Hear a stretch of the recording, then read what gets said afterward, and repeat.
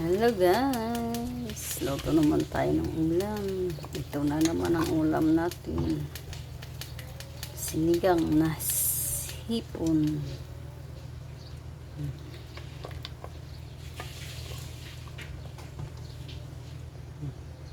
Lalaki na ang hipon guys.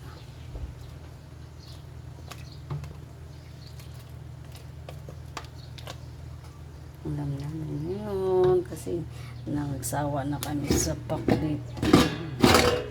Dahil pa namin pakbit guys.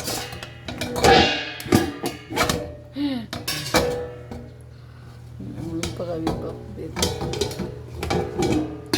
Kasi ito naman sinigang.